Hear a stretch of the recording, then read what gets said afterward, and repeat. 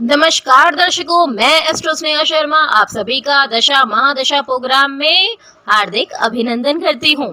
आ गई हूँ एक नया टॉपिक लेकर आपके लिए। टॉपिक है वो है हमारी हथेली के बारे में।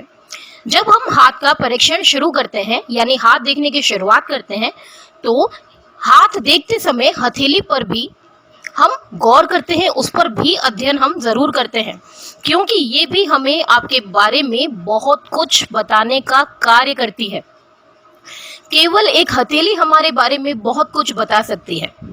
इसको हम ऐसे समझ सकते हैं कि अगर अत्यधिक चौड़ी हथेली हो किसी व्यक्ति की, यानी जिसकी चौड़ान ज्यादा हो और लंबाई कम हो हथेली की, तो ऐसे व्यक्ति कैसे होते हैं?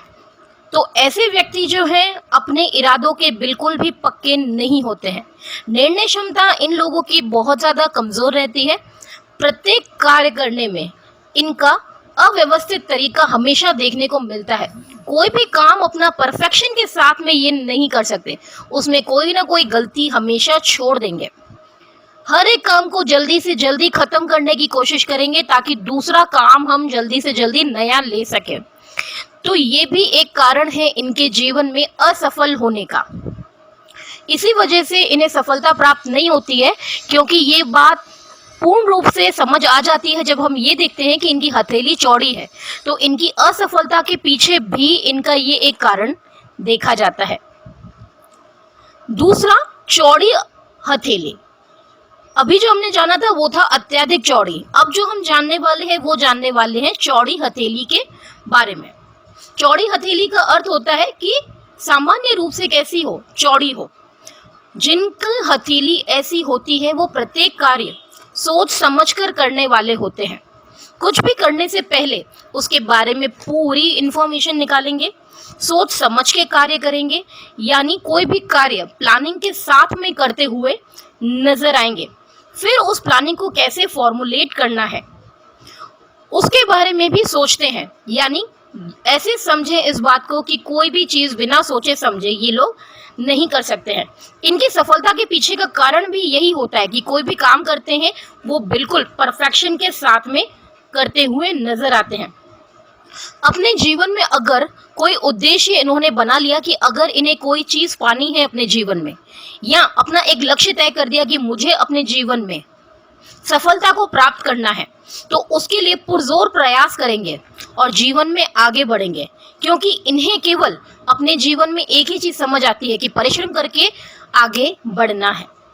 और उस रास्ते में इनके जीवन में कितनी भी बाधाएं क्यों ना आ जाएं, उन बाधाओं को पार करते हुए ये जातक जो हैं वह आगे बढ़ते चले जाते हैं।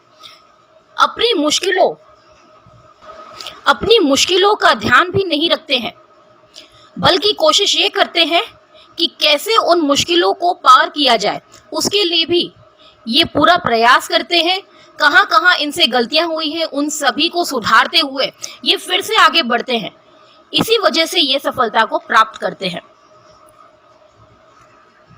तीसरा प्रकार हथेली का हम देखें तो होती है सकड़ी हथेली, यानी ऐसी हथेली जिनकी ना ज्यादा लंबाई होती है और ना ज्यादा चौड़ाई। तो ऐसे हथेली वाले लोग बड़े लापरवाह किस्म के होते हैं। इन्हें किसी भी चीज की कदर नहीं होती, क्योंकि इनकी मनोवृत्ति क्या होती है, बहुत कमजोर होती है।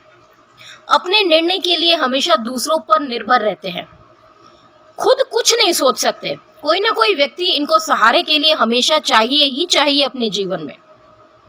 तो ऐसे लोगों पर जल्दी करके विश्वास नहीं करना चाहिए, क्योंकि ये कभी भी अपने मन को बदल सकते हैं।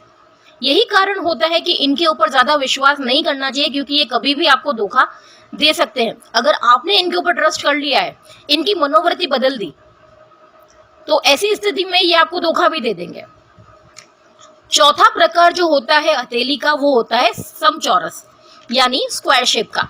लंबाई और चौड़ाई इसकी क्या रहती है, बराबर रहती है। मेहनत से आगे बढ़ने वाले जातक, बड़े से बड़े सरकारी पदों पर ऐसे व्यक्ति देखे जाते हैं। श्वास इनका उत्तम बना रहता है, बशर्ते जीवन रेखा भी यहाँ पर निर्दोष हो और हथेली में ऐसा कोई भी अशुभ संकेत नहीं मिल रहा हो जिसके वजह से ये अस्वस्थ जीवन व्यतीत करे। अदरवाइज ये अपने जीवन को बहुत ही स्वस्थ रूप से जीवन व्यतीत करते हैं।